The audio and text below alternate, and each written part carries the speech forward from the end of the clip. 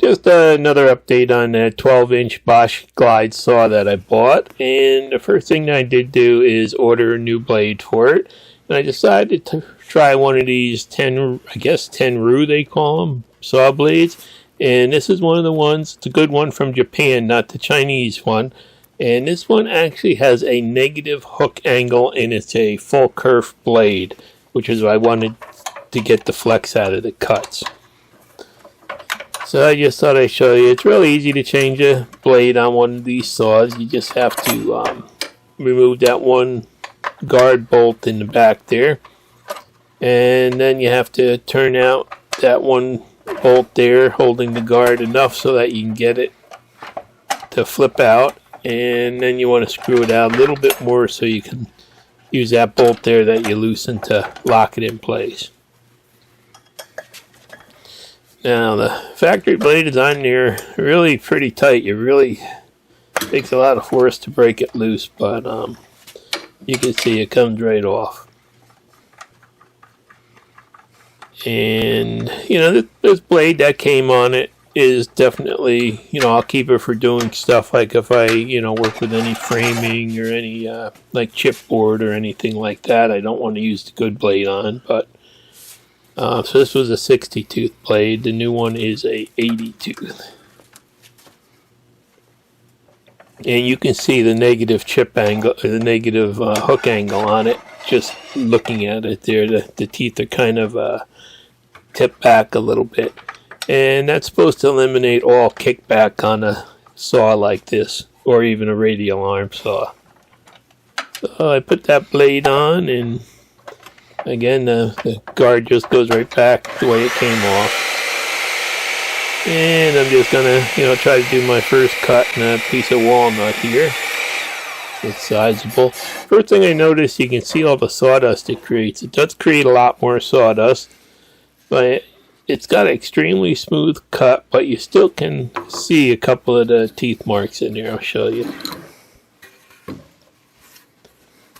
And you know, really, if you look at the bottom edge there, you'll see there's no tear out on the bottom or the top surface, and that's got something to do with the negative hook. And there you can see it's a perfect straight cut. If you put the pieces together, there's no flex or anything else in there. I'm just going to cut a little bit smaller piece here. And again, you can see no chip out on, no tear out on the bottom or the top or the front. There's a little bit on the back. I'm going to put a sacrificial board on the back anyway, but you know, you can see the quality that this gives. And there are a couple of teeth marks shown in there. It's still smooth as glass, but and I'll show you probably why I'm getting them later. But you can see it's actually a nice straight cut, and looks like it's going to be a really good blade. So let's get out a piece of 3-inch oak here, like 3x4 oak. And that's what I bought this saw for. The thicker wood, and again, nice cut. You can see just some traces of the teeth marks, but you can see it's really a beautiful smooth cut that it's giving. I'm very happy with this blade. So even though I don't need it with this blade, I decided I'm going to make a zero clearance insert. And I had a piece of ash that was just about the right thickness, so I just traced off those two red inserts that were there and cut at the edges a little bit, sanded them round, and then took the thickness sander to bring it down to the final dimension to match the red inserts.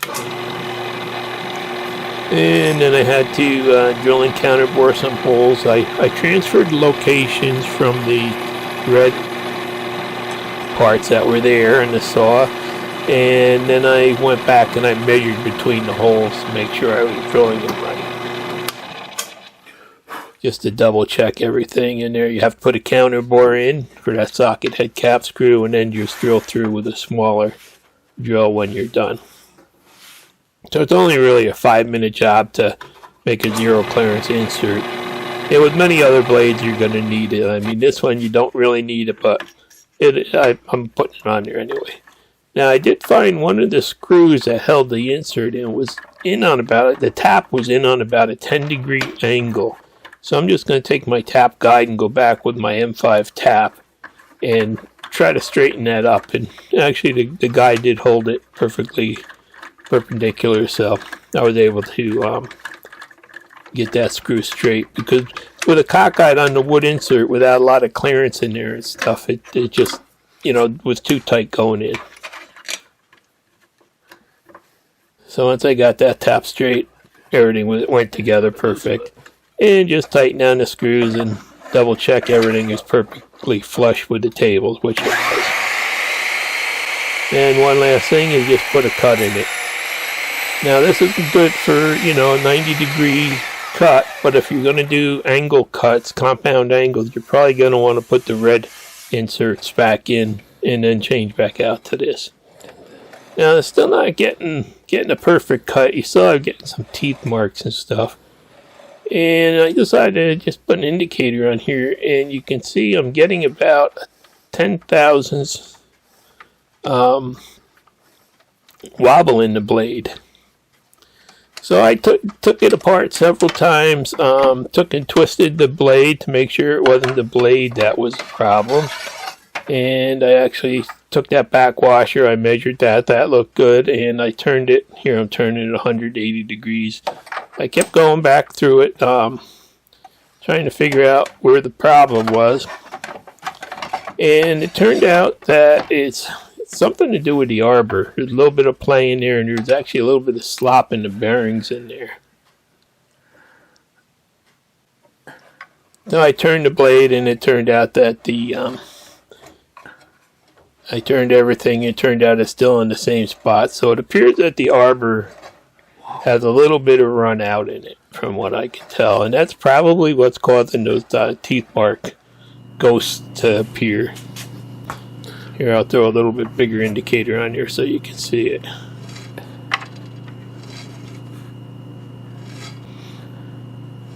And you can see just how much, you know, how gentle you have to be. But see that blue tape? I kept moving the tape around trying to find the highest spots and lowest spots and stuff. And so it's actually in the saw arbor, it's not in the blade. That makes me you know, feel a little better. I thought at first it might have been the blade, but you can see the deflection in there. If you really push it, you can get 10,000ths either way pretty easy.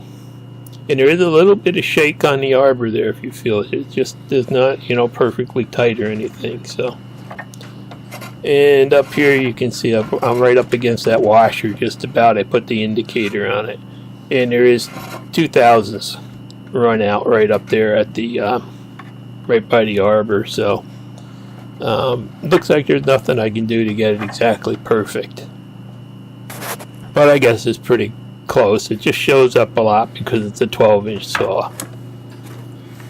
And then I got some cardboard out and started to try to work out what I'm going to do for the dust collection. I want to be able to use the full capacity of the saw, and I'm just going to do it, not a compound miter cut, but, you know, only in a 0 and 45. So that's kind of the start of what I'm looking at right now. I got to work on it and get the vacuum hooked into it and stuff. But, you know, this is going to be an ongoing project. It's probably going to be all cut from on the laser. But you can see the amount of sawdust that this blade actually creates. So I just kept taking some cuts, and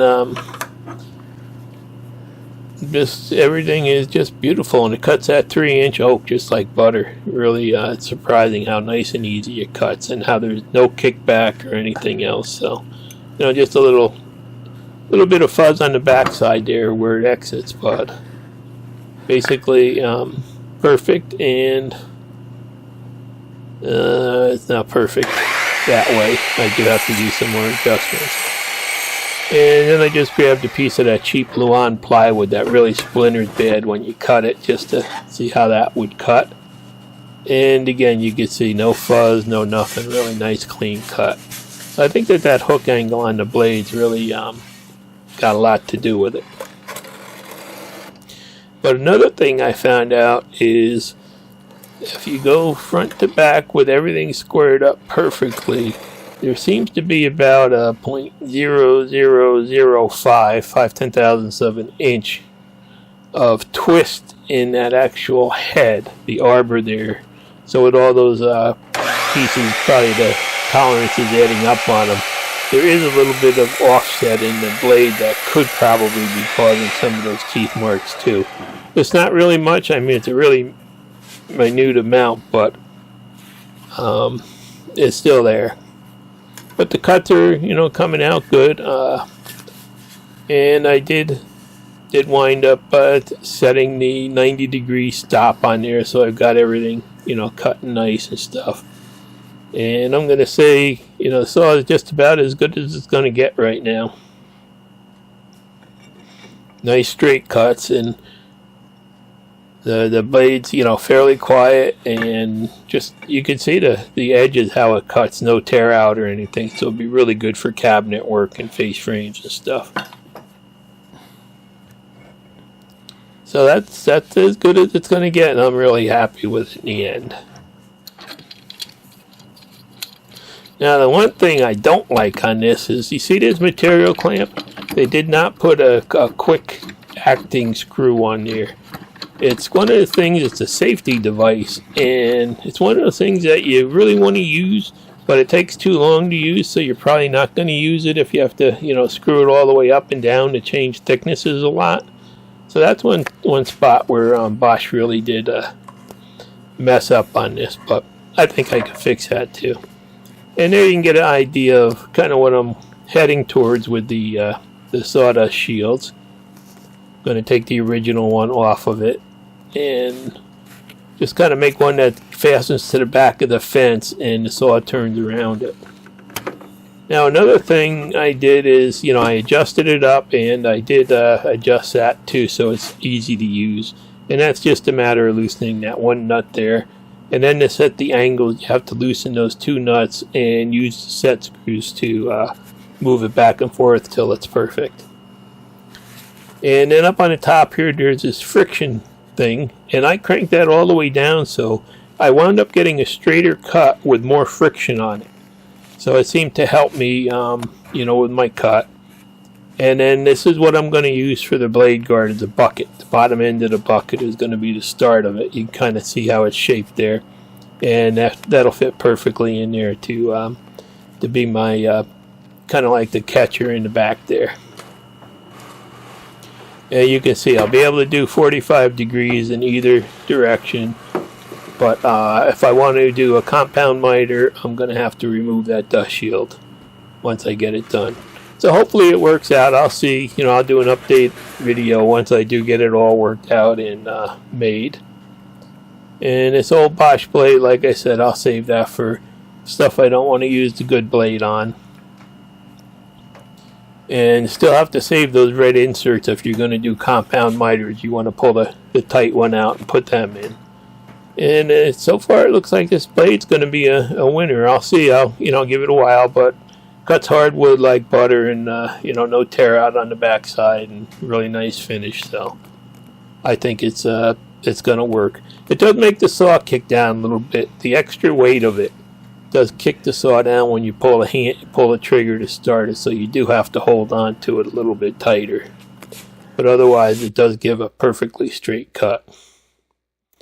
So there it is, a couple of minutes to make a insert, and working on the guard yet, and I'll do an update when that's done. And basically, the saw's all set up. I'm getting pretty much perfect cuts on it. I do get a little bit of teeth marks on it, but that's just because of the saw. I'll never be able to get rid of them. Thanks for watching. Please subscribe.